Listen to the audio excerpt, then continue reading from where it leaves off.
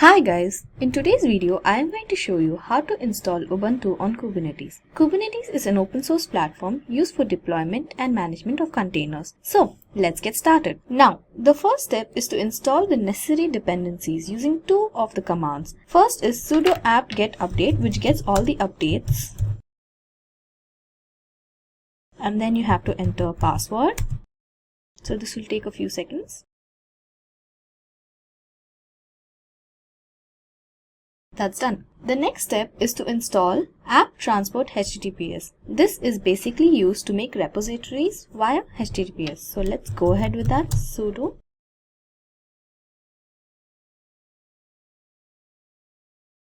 Okay, that's done. Going ahead, the next thing we have to do is to install the Docker dependency using the command sudo apt install docker.io. You have to choose Y, and this will take a few minutes.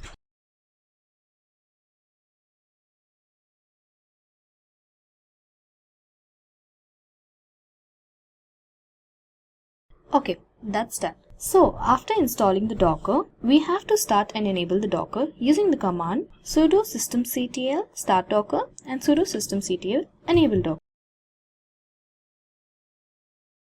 So now the Docker is enabled. So now we are done with the first step of installation. The next step is we have to install the necessary components for Kubernetes.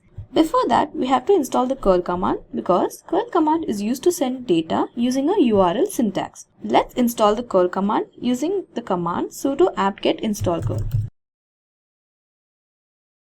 So you have to select Y, and this will take a few minutes. So moving on, the next step we have to do is download and add key for Kubernetes installation from a URL. So let's go ahead with that.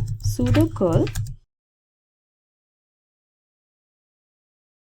So this is where we get the key, and then we have to add it using sudo apt key add, and it's done. So the next step is we have to add a repository in a certain location. So before doing that, we have to change the permission of that file. So we do that using sudo chmod command. Okay, so the permission is changed. Now let's go ahead and save this file in that location. First, we have to enter this command into the file. This is a URL. Save as. So we have to save it in this location. Let's rename this to Kubernetes.list. Now let's see. Okay, so here it is. Now moving forward, now we have to check for any updates available. In the next command, we are going to install the Kubernetes components, that is kubelet, kubeadm, kubectl, and Kubernetes CNI. So let's go ahead with that.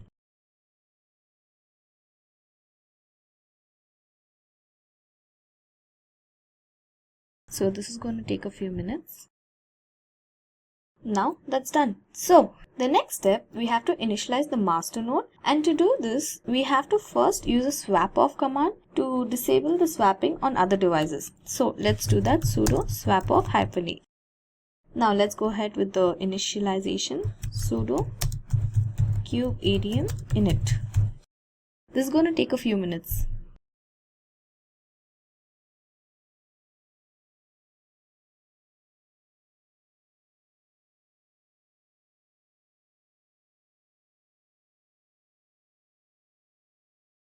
Okay, so before going to the next step, to start the cluster, we have to use these three commands. Let's just copy paste it. Okay, that's done. So moving forward, the next step is to deploy pods using the following command.